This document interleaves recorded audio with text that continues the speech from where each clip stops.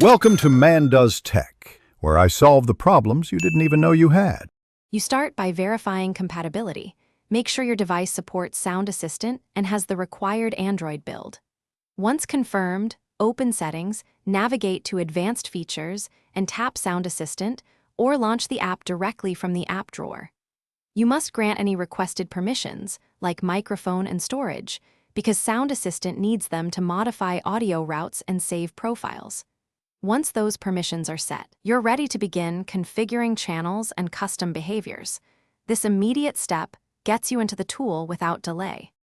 Once inside, focus on channels and profiles so you control how audio behaves per app and situation. First, open the multi-channel sliders and set volumes for music, media, notifications, and calls. This gives you granular control rather than a single master fader.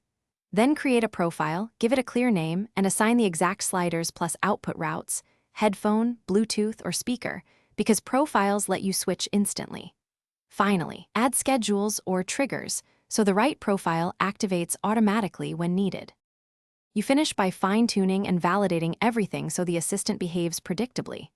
Test profiles with real audio, play music, a podcast, and an alert to confirm volumes and output routing change as expected. If something feels off, make incremental adjustments to sliders and retest. This is why iterative checks matter. If problems persist, try a quick restart of the app or device, verify permissions again, and install any updates for Sound Assistant. One key tip: disable a profile to isolate issues before making further edits. Thanks for watching. If you found this helpful, don't forget to like and subscribe.